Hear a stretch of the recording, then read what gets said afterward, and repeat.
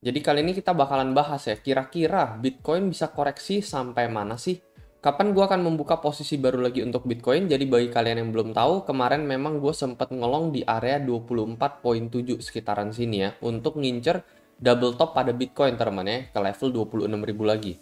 Nah ini trade yang kemarin nih ya, average open price, dimana di sini gue manual stop teman ya, gue manual stop karena apa? Karena gue ngeliat ada rejection teman ya, rejection candle yang gue lihat itu di jam 7 sampai jam 8 malam ini kemarin ya. Ini gue ngelihat ada satu candle pump and then tiba-tiba kita langsung kena reject dump balik ke bawah teman.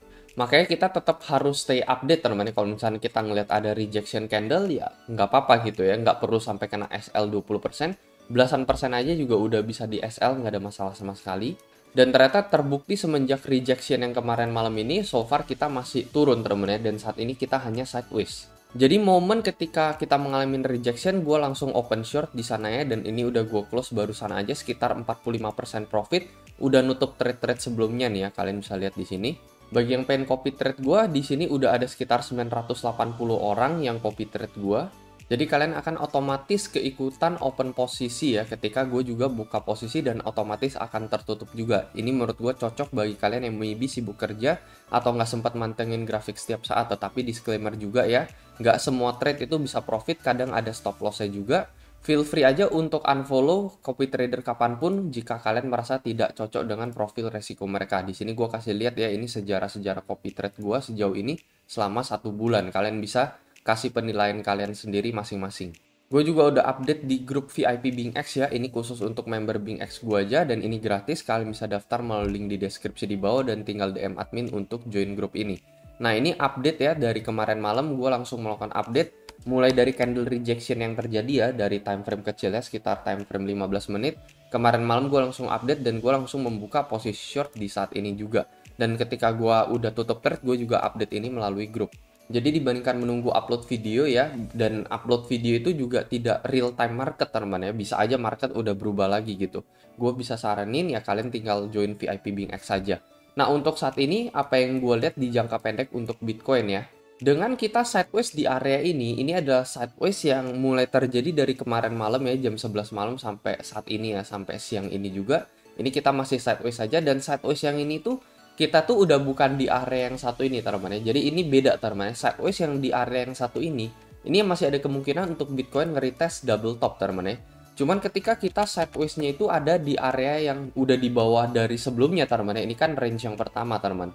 Sideways yang terjadi dari 24.4 sampai 25.000 ini udah beda nih. Ini sideways yang terjadi dari 24.1 sampai 24,5 gitu.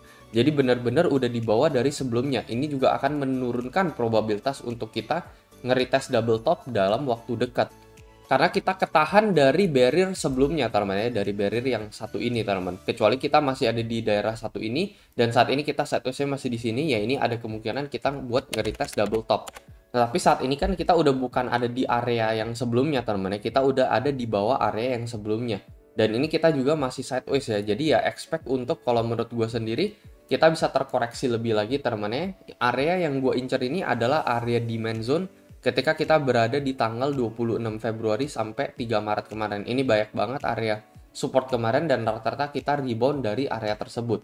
Selain itu, kalau dari Fibonacci ini juga sitting kurang lebih berada di pertengahan 0,5 teman-teman ya, koreksi 50% sampai di bawah 382 untuk Bitcoin. Nah, alasan kenapa gue menutup trade gue juga ya karena ada potensial untuk kita bisa aja ya naik di jangka pendeknya teman-teman. Balik ke area entry itu juga possible juga teman-teman ya untuk Bitcoin ya, tetapi untuk jangka yang lebih agak ke menengah gitu ya, maybe dalam 12 jam ke depan gitu let's say, itu gue masih incer untuk koreksi ini teman-teman ya. Kalau misalkan kita nggak sempat entry lagi teman-teman ya ke level 24,8, ya di sana gue akan long kalau misalkan kita sentuh area 23.500 ini aja atau 23.000 sekian gitu ya untuk Bitcoin ya. Jadi tidak akan memaksakan untuk trade short lagi. Jadi gue hanya ngincer kalau misalkan ada pantulan terjadi ya, maybe gue akan open short di situ lagi, tetapi tergantung juga apakah itu adalah breakout besar-besaran atau tidak ya, karena kalau misalkan itu terjadi breakout besar-besaran ya, misalkan satu big candle seperti ini yang ada ya, ini kita malah bakalan nge-retest double top dong ya. Tetapi selama candle tersebut tidak melewati batas 25.200 tersebut, ya gue akan membuka trade short teman. Beda halnya kalau misalkan ada satu candle pump yang membawa kita terbang di atas 25.200 gitu ya. Jadi sepertinya tergantung kondisi market lagi gitu ya, balik lagi tergantung reaksi marketnya seperti apa. Outlook untuk Bitcoin ya menurut gue masih sekitar 60% bullish ya. Kenapa 60%? Karena ini so far kita masih ketahan dari ascending broadening wedge yang satu ini lagi teman-teman, meskipun ada ya breakout di atas level 25.000 tetapi masih ketahan di resist yang satu ini dan kita terkoreksi lagi teman-teman seperti biasa ya. Jadi support yang bener-bener kuat bangetnya itu sebenarnya bukan di 23 ini, tetapi ini sitting di area 22.500 untuk Bitcoin ya. Jadi kita tinggal tarik garis untuk support lainnya di sini dan kita akan ketemu ini di daerah 22.500 untuk Bitcoin sebagai the next crucial support ya. Sementara dari time frame daily sendiri, kenapa ya gue nggak bisa bilang bullishnya itu juga sampai 70%, tetapi hanya sekitar 60% karena so far kita masih mengalami bearish divergence kuat teman-teman ya. RSI-nya ini makin lama makin rendah, kalian lihat. Sementara price action-nya ini makin lama makin naik ya, mulai dari 21, 22, 24, 25, dan 26. RSI-nya overall dari 87 and then di sini 68 dan di sini juga 63 gitu. Jadi makin lama overallnya makin rendah. Dan ini adalah ciri-ciri bearish teman-teman ya. Jadi sebenarnya agak kebanting bearish untuk dari segi teknikalnya teman-teman ya. Mulai dari broadening wedge dan selain itu dari bearish divergence juga. Yang terakhir dari segi time frame monthly, jangan lupa kalau misalkan dua candle sebelumnya ini adalah ciri-ciri candle evening star ya. Dimana harusnya di candle berikutnya ini adalah candle bearish. Untuk saat ini sih kita udah membentuk hammer ya. Dan so far menginvalidasi candle merah yang harusnya kita jatuh ke bawah teman-teman ya. Cuman ya belum tahu juga karena ini belum masuk ke dalam akhir bulan. Nanti kita akan lihat di akhir Maretnya seperti apa. Jadi nggak bisa dibilang bahwa bullish itu juga sampai 70% ya. Dan masih ada potensi fake out untuk Bitcoin teman-teman. Ibaratnya fake out ya, kita ternyata pump yang so far kita alamin ke 26 ternyata buat kita dibanding ke level 18. Cuman ya itu saat ini gue lihat ya probabilitasnya masih lebih sedikit teman-teman ya. Hanya sekitar 40% aja. Menurut gue peluang untuk Bitcoin koreksi sehat and then kita bisa rebound menuju ke area level 30.000 ini masih lebih besar, at least untuk saat ini ya, so long selama Bitcoin nggak nakal untuk terjun di bawah level 22.500 lagi gitu.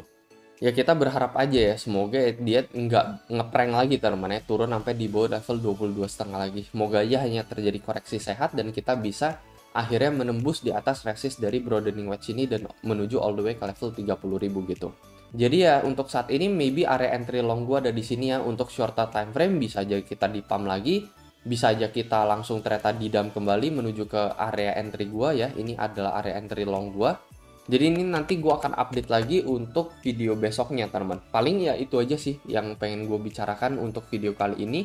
Semoga analisa ini bisa membantu ya. Kalau menurut kalian kayak gimana, kalian bisa coba komentar di kolom komentar di bawah. Dan seperti biasa, sampai jumpa di next video.